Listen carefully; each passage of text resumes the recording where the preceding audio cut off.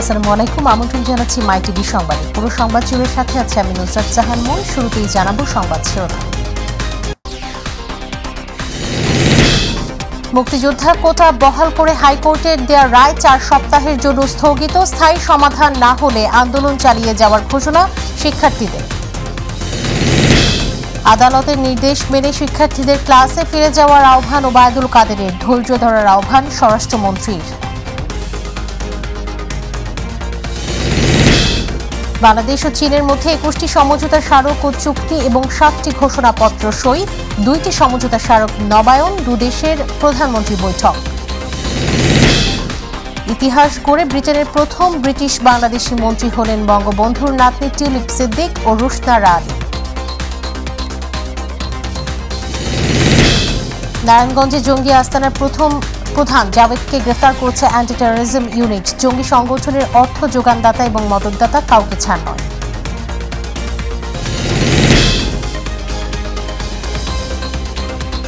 শিরোনাম শুনছিলেন, বিস্তারিত সংবাদে যাচ্ছে। সরকারি চাকরির প্রথম ও দ্বিতীয় শ্রেণীতে মুক্তিযোদ্ধা কোটা পদ্ধতি বাতিলের সিদ্ধান্ত অবৈধ ঘোষণা করে হাইকোর্টের দেয়া রায়ের উপর 4 সপ্তাহের জন্য স্থিতাবস্থা জারি করেছেন আপিল বিভাগ।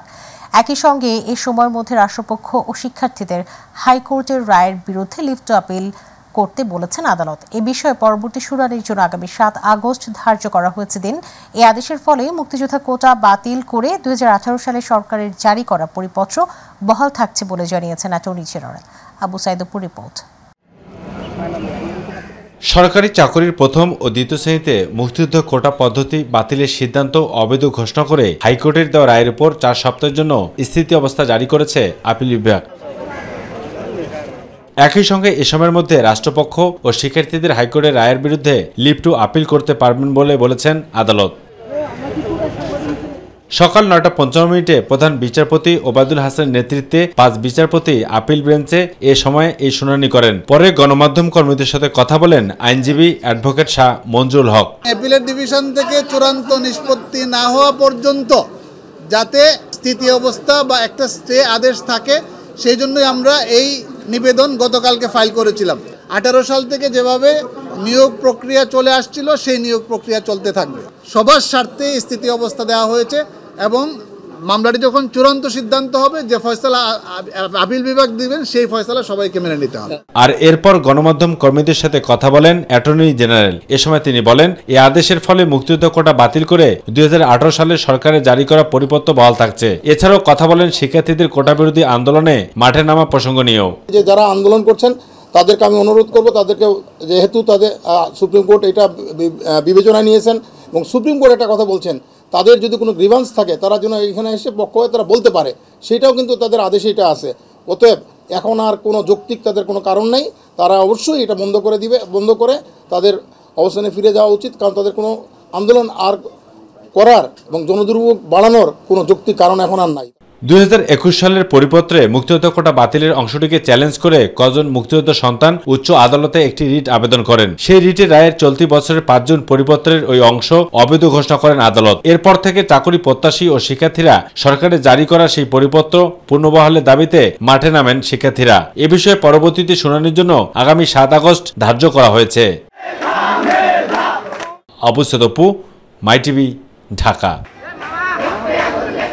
এদিকে মুক্তিযোদ্ধা কোটা ইস্যুতে হাইকোর্টের দেওয়া রায়ের উপর আপিল বিভাগের স্থিতাবস্থা প্রত্যাখ্যান করেছেন শিক্ষার্থীরা। তারা আন্দোলন চালিয়ে যাওয়ার ঘোষণা দিয়েছেন। দুপুরে রাজধানীর শাহবাগ, সায়েন্স ল্যাব মোড় সহ কয়েকটি স্থান অবরোধ করা শিক্ষার্থীদের পক্ষে এই ঘোষণা দেওয়া হয়। তারা বলেন, কোটা নিয়ে বারবার টালবাহানা হচ্ছে, যার স্থায়ী সমাধান প্রয়োজন। সব গ্রেডে অযৌক্তিক এবং বৈষম্যমূলক কোটা বাতিল করে সংবিধানে উল্লেখিত অনগ্রসর গোষ্ঠীর জন্য কোটাকে ন্যূনতম মাত্রায় এনে সংসদে আইন পাশ করার আগে কেউ শিক্ষা প্রতিষ্ঠানে ফিরে যাবে না বলেও জানান আন্দোলনকারীরা। হাইকোর্ট যে 1 মাসের জন্য এক্সট্রা অর্ডার দিয়েছে, এটা আমাদের দাবি পূরণ হয়নি। আমাদের দাবি স্থায়ী সমাধান। সেক্ষেত্রে আমাদের যে দাবি ছিল নির্বাহী বিভাগের কাছে, সেটাই পূরণ না পর্যন্ত আমরা আজকে ছাড়বো না। কোথায় কি হলো না হলো আদালতের প্রতি সম্পূর্ণ সম্মান রেখে আমরা জানাতে চাই যে আমাদের দাবি নির্বাহী বিভাগের কাছে। তারা আইন আনুক, তারা কমিশন গঠন করুক, তারা সংসদে বিল পাস করুক এবং আমাদের এক দফা দাবি মেনে নিক। দর্শক, এই মুহূর্তে সায়েন্স ক্লাবে রয়েছেন সহকর্মী মাহবুব সৈকত, যুক্ত হচ্ছে তার সাথে। মাহবুব, কোটা বহাল করে হাইকোর্টের দেওয়া রায় তো স্থগিত করেছেন আপিল বিভাগ, তো কি বলছেন আন্দোলনকারীরা?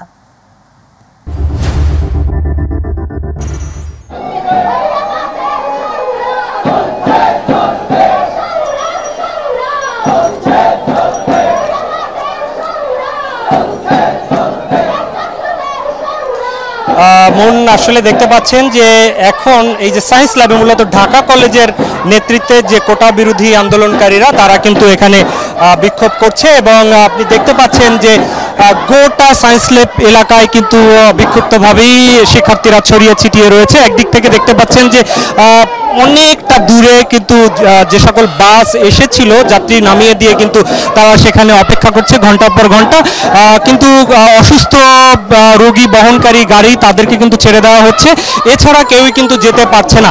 এখানে দেখতে পাচ্ছেন কেউ স্লোগানে মুখর, কেউ গান গাচ্ছে, কেউ ক্রিকেট খেলছে, একটা এই সময়টাকে তারা আনন্দ মুখর করে ফেলতে চাচ্ছে। আমরা এর আগের সংবাদে দেখিয়েছিলাম যে শাহবাগ থেকে, সেখানেও দেখিয়েছি একই অবস্থা। এছাড়া রাজধানীর বিভিন্ন জায়গায় কিন্তু এই অবস্থা চলছে। দেখেন যে আসলে এই যে আমরা দেখতে পাচ্ছি যে এখানেও কিন্তু বসে বিভিন্ন স্লোগান দিচ্ছে, সেই অবস্থাটা দেখছেন।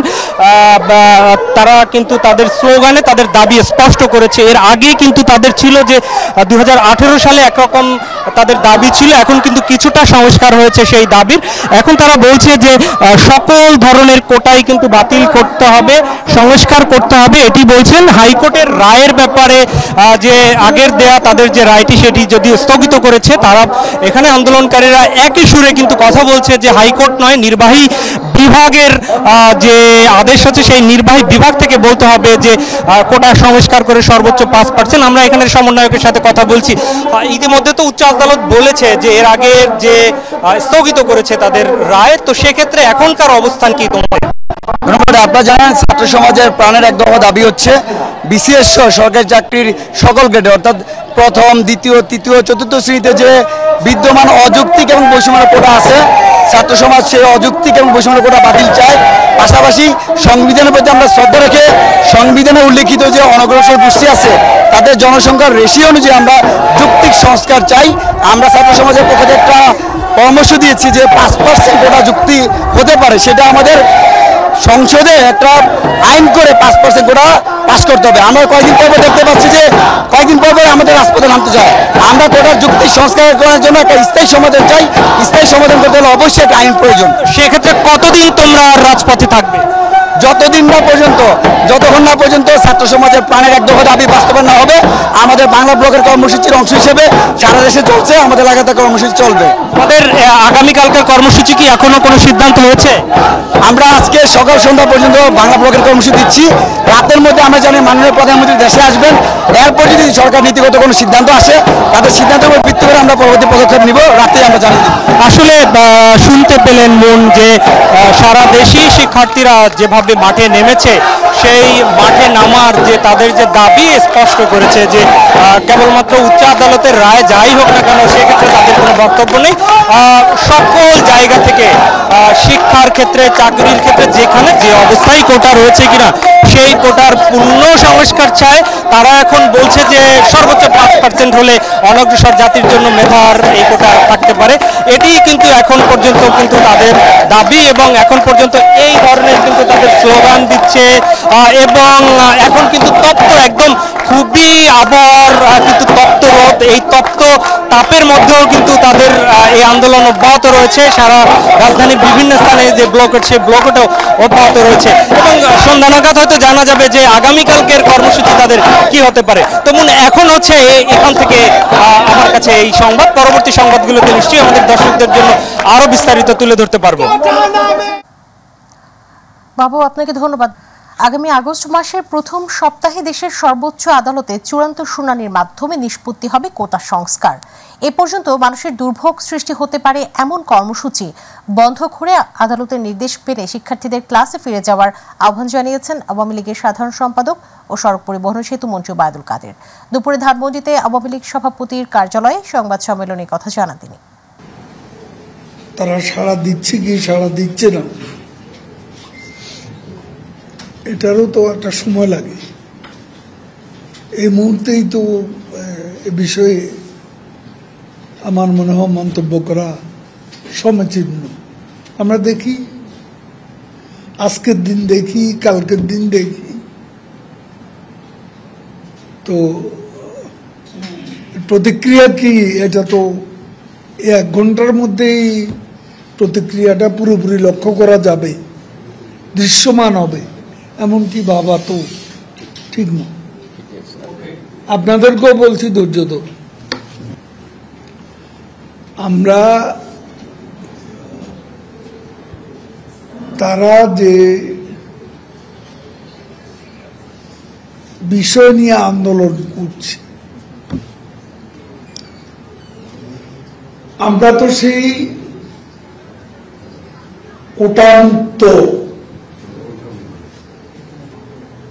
সিদ্ধান্তই নিয়েছিলাম। প্রধানমন্ত্রী শেখ হাসিনা সরকার এটাই সিদ্ধান্ত দিয়েছে। কাজেই আমরা আমাদের অবস্থান তো পরিষ্কার। আমরা তো কোটামুক্ত, যখন কোটা নিয়ে এত কিছু, তখন কোটার পক্ষে তো আমরা অবস্থান নেই। এখন আমাদের অবস্থান হচ্ছে দেশের সর্বোচ্চ আদালতের প্রতি আমরা শ্রদ্ধাশীল। কোটার বিষয়ে আন্দোলনকারী শিক্ষার্থীদের ধৈর্য ধরার আহ্বান জানিয়েছেন স্বরাষ্ট্রমন্ত্রী আসাদুজ্জামান খান কামাল। তিনি বলেন, শিক্ষার্থীরাই দেশের ভবিষ্যৎ, তাই তাদের জ্ঞান ও ধৈর্য ধারণ করতে হবে। দুপুরে তেজগাঁওয়ে সাংবাদিকদের সাথে আলাপকালে এমনটাই জানান তিনি। এ সময় মন্ত্রী বলেন, রাস্তায় বসে পড়লে দুর্ভোগ হবে জনগণের। সরকার ও পুলিশ আন্দোলনকারীদের পাশে আছে বলেও জানান তিনি। শিক্ষার্থীদের আদালতের নির্দেশনা মানার আহ্বান জানিয়েছেন তিনি।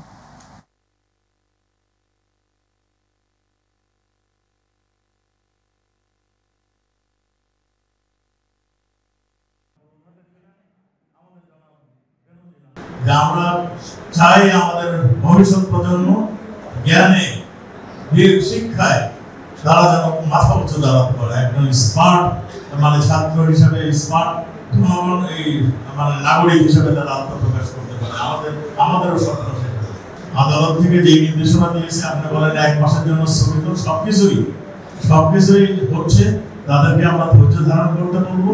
তারা যেন এই সমস্ত কিছু মানে চিন্তা রেখে যে জনগণের দুর্ভোগ না বাড়িয়ে তারা যেন আইনগতভাবে সেই ব্যবস্থা যেটা হচ্ছে সেটার দিকে নজর রাখে। 7 ঘোষণাপত্র ও 21 সমঝোতা চুক্তি সই করল ঢাকা বেইজিং।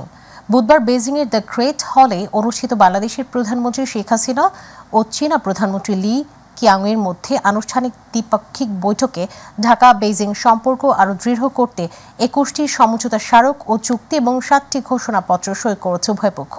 একই সাথে 1 বিলিয়ন চীনা মুদ্রার ঋণ সহায়তার আশ্বাস দিয়েছে চীন। আমিনা হীরার রিপোর্ট। চীনের রাষ্ট্রীয় সফরের শেষ দিন বুধবার সকালে দ্বিপক্ষীয় বৈঠক করতে বেইজিংয়ের দ্য গ্রেট হলে পৌঁছালে প্রধানমন্ত্রী শেখ হাসিনাকে স্বাগত জানান চীনের প্রধানমন্ত্রী লি কিয়াং। রাষ্ট্রীয়ভাবে অভ্যর্থনা জানিয়ে লাল গালিচা সংবর্ধনা ও গার্ড অব অনার প্রদান করা হয় প্রধানমন্ত্রী শেখ হাসিনাকে। পরে শেখ হাসিনার সঙ্গে চীনা প্রধানমন্ত্রী লি কিয়াংয়ের আনুষ্ঠানিক দ্বিপক্ষীয় বৈঠক অনুষ্ঠিত হয়। দ্বিপাক্ষিক বৈঠকে রোহিঙ্গা ইস্যু ছাড়াও দুই দেশের মধ্যকার ব্যবসা বাণিজ্য, বিনিয়োগ, দ্বিপাক্ষিক সম্পর্ক ও সহযোগিতা সহ আঞ্চলিক ও আন্তর্জাতিক বিভিন্ন বিষয়ে আলোচনা হয়। কৌশলগত অংশীদারিত্ব থেকে সম্পর্ক ব্যাপক কৌশলগত সহযোগিতামূলক অংশীদারিত্বে উন্নীত হতে বৈঠকে 21টি সমঝোতা স্মারক ও চুক্তি এবং 7টি ঘোষণাপত্র সই করে বাংলাদেশ ও চীন। একই সাথে নবায়ন করে আরও 2টি সমঝোতা স্মারক। আনুষ্ঠানিক বৈঠকের পর বাংলাদেশ ও চীনের সরকার প্রধানদের উপস্থিতিতেই উভয় পক্ষ এসব কূটনৈতিক দলিল হস্তান্তর করে। বুধবার বিকেলে চীনের প্রেসিডেন্ট শি জিনপিং এর সঙ্গেও দ্বিপাক্ষিক বৈঠকে বসবেন বাংলাদেশের সরকার প্রধান। বৈঠক শেষে প্রধানমন্ত্রী শেখ হাসিনা তার সফর শেষ করবেন।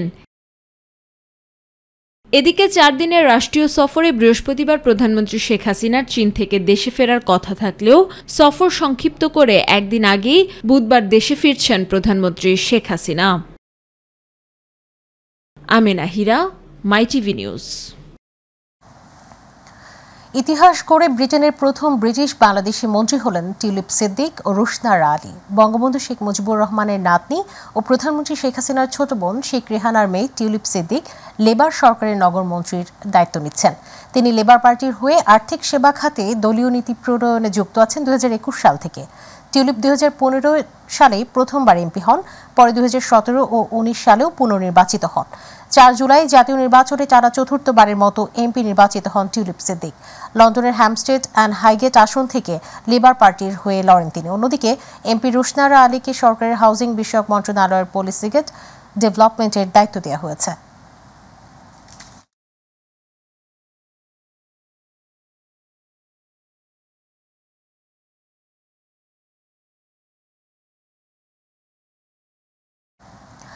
জঙ্গি গোষ্ঠী আবারও মাথা চাড়া দিয়ে উঠেছে। এদের প্রতিহত এবং দুর্বল করে দিতে বাংলাদেশ পুলিশ সর্বদা প্রস্তুত রয়েছে বলে মন্তব্য করেছেন অ্যান্টি টেরোরিজম ইউনিটের পুলিশ সুপার মোহাম্মদ সানোয়ার হোসাইন।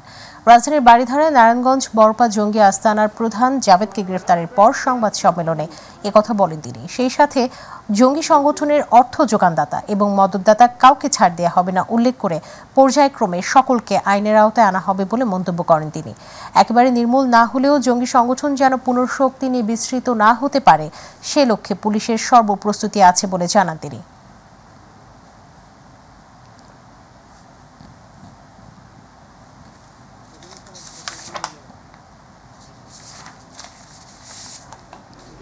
রসদ কালেকশন এবং অর্থ কালেকশনের যে বিষয়টা, এটা আমরা শুধু মনিটরিংই করছি না, পাশাপাশি এটাকে রেস্ট্রিক্ট করে দেওয়া এবং কঠিন করে দেওয়ার জন্য আমরা বিভিন্ন সরকারের বিভিন্ন সংস্থা, বেসরকারি বিভিন্ন সংস্থার সাথে সম্মিলিতভাবে কাজ করে এই জিনিসগুলোকে আমরা নিউট্রালাইজ করতেছি। দেশের স্বাধীনতা ও সার্বভৌমত্বকে তুচ্ছ করে সরকার নানা পরিকল্পনা গ্রহণ করছে বলে অভিযোগ করেছেন বিএনপির সিনিয়র যুগ্ম মহাসচিব রুহুল কবির রিজভী। দুপুরে রাজধানীর রামপুরায় খালেদা জিয়ার সুস্থতা কামনা করে জাতীয়তাবাদী মৎস্যজীবী দলের দোয়া ও মিলাদ অনুষ্ঠানে একথা বলেন তিনি। সরকার নিজেদের অপকর্ম ঢাকতে জনগণের দৃষ্টি ভিন্ন দিকে সরিয়ে নেওয়ার চেষ্টা করছে বলেও মন্তব্য করেন রিজভী।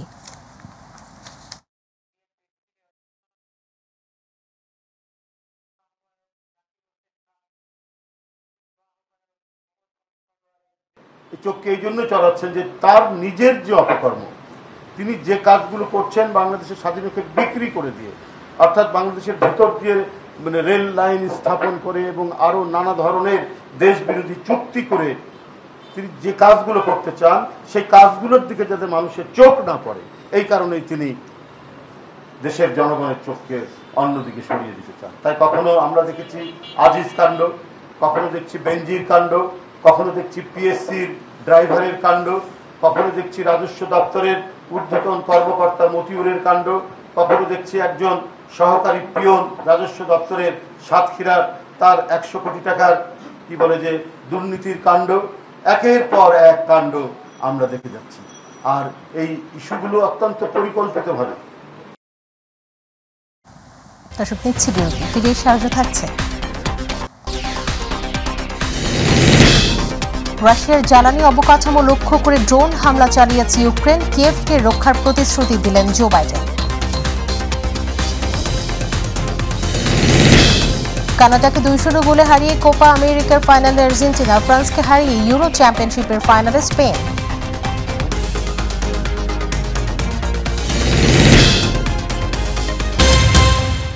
স্বাগত জানাচ্ছি, আরও একবার দেখছেন মাই টিভি সংবাদ। দিনাজপুরের পার্বতীপুরে বড়পুকুরিয়া কয়লাখড়ি বাজারের রাস্তাটি দীর্ঘদিন সংস্কার না হওয়ায় অভাবে বেহাল দশা হয়ে পড়েছে। এতে ভোগান্তি পোহাতে হচ্ছে স্থানীয়দের। খানাখন্দের সৃষ্টি হওয়ায় পাশাপাশি জলাবদ্ধতার কারণে প্রতিনিয়তই ঘটছে ছোট বড় দুর্ঘটনা। দ্রুত এই রাস্তার সংস্কারের দাবি জানিয়েছেন ভুক্তভোগী ও পরিবহন সংশ্লিষ্টরা। প্রতিনিধি আব্দুল্লাহ মামুনের রিপোর্ট, জানাচ্ছেন এস এম হামিদ। 1985 সালে বড়পুকুরিয়া কয়লা খনি আবিষ্কৃত হওয়ার পর খনিকে কেন্দ্র করে পার্বতীপুর ফুলবাড়ী মহাসড়কের উপর দিয়ে গড়ে ওঠে কয়লা খনি বাজার ও লেভেল ক্রসিং। ছোট বড় অর্ধশতাধিক দোকান নিয়ে গঠিত বাজারের মাঝ দিয়ে যাওয়ার রাস্তায় প্রতিদিন শত শত যানবাহন চলাচল করে। দীর্ঘদিন যাবৎ সংস্কার না করায় বেহাল দশায় আঞ্চলিক এই মহাসড়কটি। সড়কের অধিকাংশই খানাখন্দ, আর সামান্য বৃষ্টি হলে গর্তে পানি জমে যায়। এতে করে ভোগান্তিতে পড়তে হচ্ছে যাত্রী সাধারণ সহ পরিবহন চালকদের। রাস্তাটা খুবই খারাপ, যাওয়া যাচ্ছে না, পাও তোলা হচ্ছে, মোটর গাড়ি ওঠছে না, আমাদের যাতায়াতের অসুবিধা হয়। রাস্তাটা যদি ভালো হয় আমাদের খুব সুবিধা হতো। স্কুলগামী বাচ্চাদের অনেক সমস্যা হয়, এই রাস্তাটা আসলে খুব দ্রুত হওয়া উচিত। সংস্কার না করে চলাচলে অনুপযোগী হয়ে পড়েছে গুরুত্বপূর্ণ এই সড়কটি। দ্রুত রাস্তাটি সংস্কারের দাবি জানিয়েছেন স্থানীয়রা। গাড়ির প্রাতি আবার সগাপ এগুলো তো ভাঙে যায়, স্প্রিং পাতি ভাঙি যায়, যে কোনো সমস্যা হয়, খারাপ হয়, তাতে রাস্তা তো জাম হয়ে যায়। এই রাস্তাটা আমাদের সংস্কার করা হয়, ভালো করা হয়, এটাই আমাদের প্রত্যাশা আশা। মামলা জটিলতার কারণে সড়কের সংস্কার কাজ ব্যাহত হচ্ছে বলে জানিয়েছে স্থানীয় সড়ক বিভাগ। সামনে যে আমরা মতো মাঝে মাঝে করি, কিন্তু ওই জমির মালিকানা নিয়ে একটু সমস্যা আছে, হাইকোর্টে মামলা চলমান আছে। সংকট সমাধান করে দ্রুত সড়কটি মেরামতের উদ্যোগ নেবে কর্তৃপক্ষ, এমনটাই প্রত্যাশা স্থানীয়দের। SM হামিম, মাই টিভি। মিরপুর দারুস সালামে বাংলাদেশ ডায়াবেটিস সমিতির অঙ্গ প্রতিষ্ঠান ইব্রাহিম কার্ডিয়াক হাসপাতাল অ্যান্ড রিসার্চ ইনস্টিটিউটের দ্বিতীয় ক্যাম্পাসের নির্মাণ কাজের উদ্বোধন করা হয়েছে।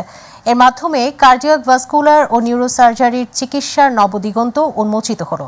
এতে উপস্থিত ছিলেন বাংলাদেশ ডায়াবেটিস সমিতির প্রেসিডেন্ট জাতীয় অধ্যাপক ডাক্তার AK আজাদ খান, যুগ্ম সম্পাদক অধ্যাপক ডাক্তার রশিদি মাহবুব, বাজাজ উপদেষ্টা অধ্যাপক MA রশিদ, ইব্রাহিম কার্ডিয়াক হাসপাতালের প্রধান নির্বাহী কর্মকর্তা অধ্যাপক ডাক্তার সাহেলা নাসরিন সহ অন্যান্য চিকিৎসক ও কর্মকর্তাবৃন্দ।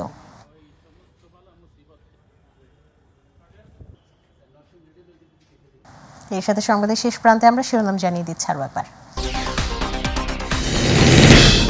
মুক্তিযোদ্ধা কোটা বহাল করে হাইকোর্টের দেওয়া রায় 4 সপ্তাহের জন্য স্থগিত, স্থায়ী সমাধান না হলে আন্দোলন চালিয়ে যাওয়ার ঘোষণা শিক্ষার্থীদের। আদালতের নির্দেশ মেনে শিক্ষার্থীদের ক্লাসে ফিরে যাওয়ার আহ্বান ওবায়দুল কাদেরের, ধৈর্য ধরার আহ্বান স্বরাষ্ট্রমন্ত্রী।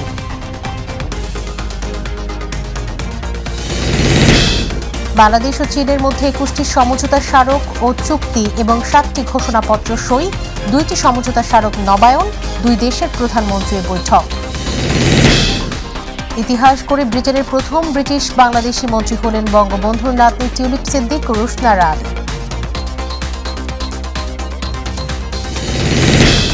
নারায়ণগঞ্জে জঙ্গি আস্তানার প্রধান জাভেদকে গ্রেফতার করেছে অ্যান্টি টেরোরিজম ইউনিট। জঙ্গি সংগঠনের অর্থ যোগানদাতা এবং মদতদাতা কাউকে ছাড় না।